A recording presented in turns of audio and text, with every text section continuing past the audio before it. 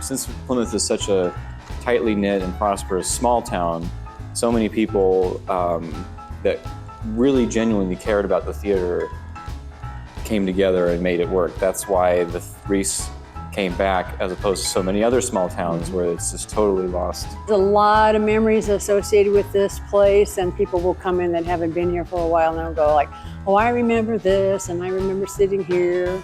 And but it was almost to the point where it was going to be destroyed. They wanted to put it in a parking lot.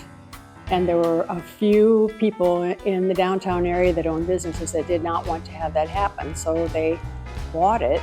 So you can see the seats were sloped all the way down. And the theater seating, it was the only thing you had. That was after the roof kind of fell in on this bottom side. Our screen is movable.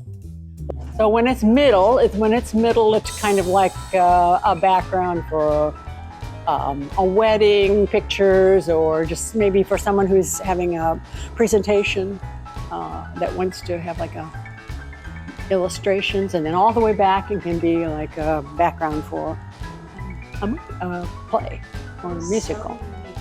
Yeah, and since it's a LED screen, of course, you're not having to stare through bright lights coming down, and there's no shadow.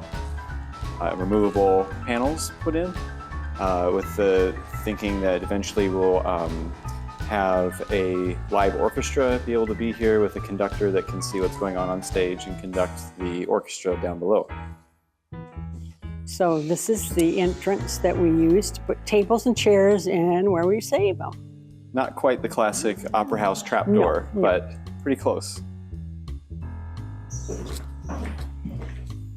And the original seating came all the way down to this level.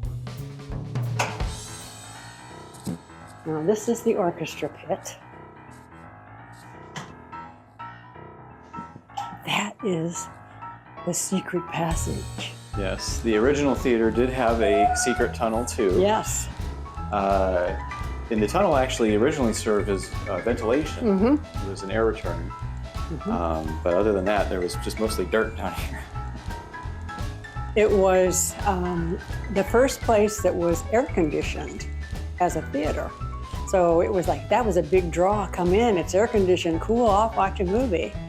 When we do kids to come in, we take them down the tunnel, and it's like Alice in Wonderland, because when you go through the tunnel, you have to be really small, and it just gets bigger and bigger. So it's like you're growing when you get all the way out. So it's kind of fun.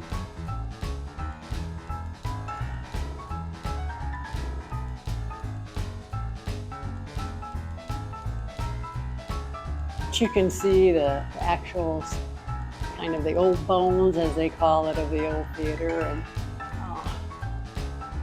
and the walls. I mean, you know, the history is here, and that's what makes it really neat, that it's still part of the present and the future. In the olden days, when you came in the door, you bought your ticket, of course, at the ticket booth, and then you had to wait here to be dismissed in. That was where there were coming attractions and just kind of like a billboard of things. And so we wanted to keep that integrity of that wall. And so this is what we came up with, and we really are very pleased with that. We have 2 entrances for our concessions. This side is the family friendly. The other side is for the adults. We created the balcony, which is just kind of a very nice touch. This is where we have our technical people.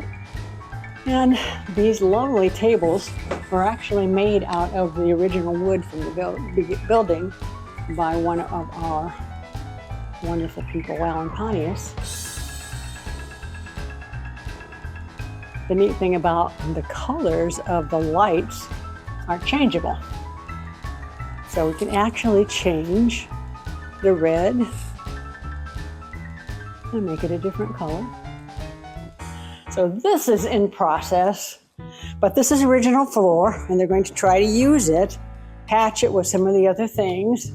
We did have brand new windows put in because the old windows were just, you could push them out, I think, if you tried very hard. It's a great view. And we have the full corner to look out of. So what are your plans for this space? We're going to call this Stewie's Hideaway.